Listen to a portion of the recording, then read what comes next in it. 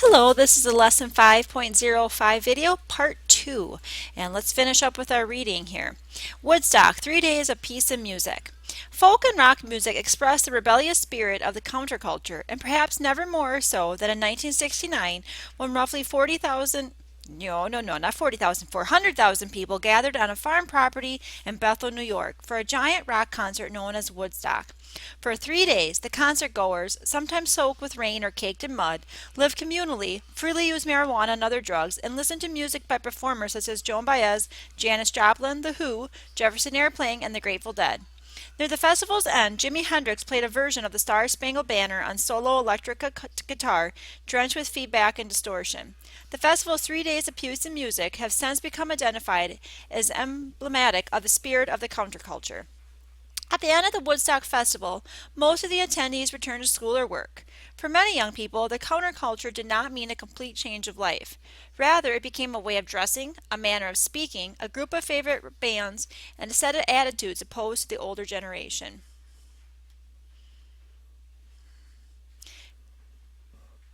And let's see if we should continue reading. Just a moment while I check. All right, so we are going to stop here with this lesson reading, and we're going to go back now to lesson 505.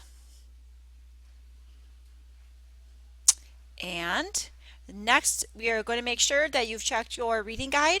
Check it over with the lesson answer key. Make sure you have the right information. And then let's go on to complete the Culture and Counterculture online activity, which we will find here at this link. And this is a matching. Match each item with its correct description.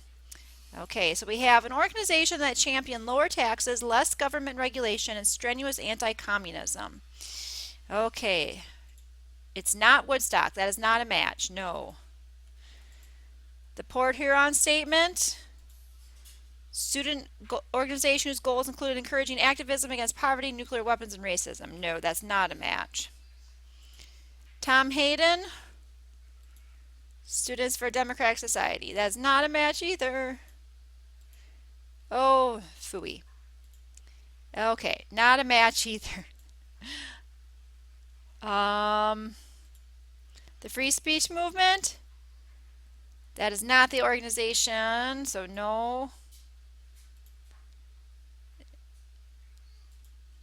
Young Americans for Freedom. Isn't that? That's okay, not a match here. An organization that championed lower taxes, less government regulation, strenuous anti-communism. I believe that was Young Americans for Freedom. Let's say. The Young Americans for Freedom Yay! organization championed lower taxes, less government regulation, and strenuous opposition to communism. Okay, next. So, a 3 day giant rock concert held in a farm property in Bethel, New York. Performers included Joan Baez, Janis Joplin, and Jimi Hendrix. That's Woodstock. Now, where was Woodstock? There it was. Yes, that's a match. Woodstock was a 3-day giant rock concert held on a farm property in Bethel, New York. Performers included Joan Baez, Janis Joplin, and Jimi Hendrix. Okay, let's see. The free speech movement.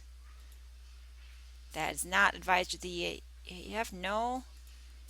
Um, okay, not a match either, but an advisor to the YAF and a leading conservative writer and editor of the National Review, that was William Buckley. William F. Buckley was an advisor to the Young Americans for Freedom organization and a leading conservative writer and editor for the National Review.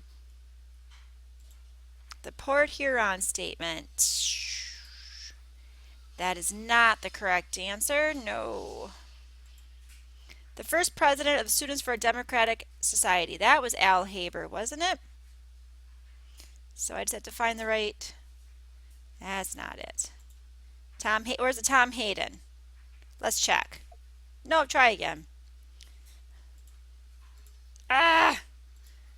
Why can't I remember any of these? Student protest led by Mario Savio at the University of California at Berkeley. Students challenge traditional college authorities and rules. That's a free speech movement, right?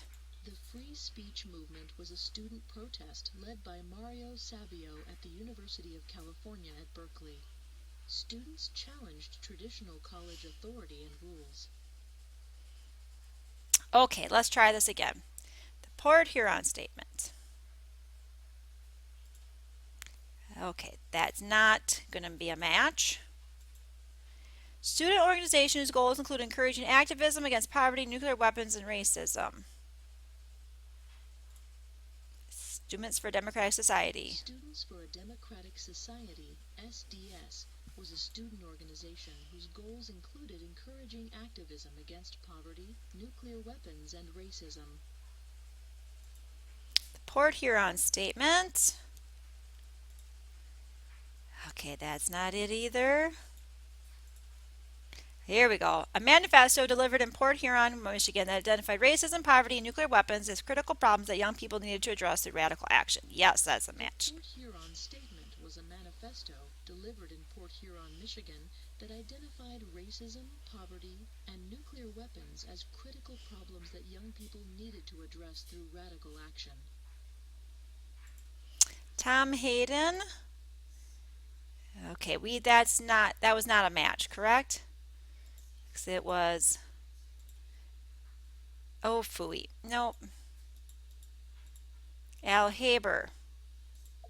Oh, I got them mixed up. What a bad teacher I am. Tom Hayden was a member of Students for a Democratic Society and the primary author of the Port Huron Statement. In his statement, he called for participatory democracy. Okay, so now the last one is Al Haber was the first president of Students for Democratic Al Society. Haber was the first president of the Students for a Democratic Society organization. Only a small percentage of young people participated in the demonstrations and protests of the 1960s, but many did break with traditional social conventions. They rejected the conservative styles of the 50s and turned to faded jeans and tie-dyed shirts. They wore long hair and beads, and some left home for life in communes. They were making a statement against what they saw as the stifling conformity and materialism of their parents' generation. Okay, that is the activity. And then you just have your 5.05 checkpoint to complete at the end. Good luck. It should be just a few questions that you can use your completed reading guide on. So good luck on that, everybody.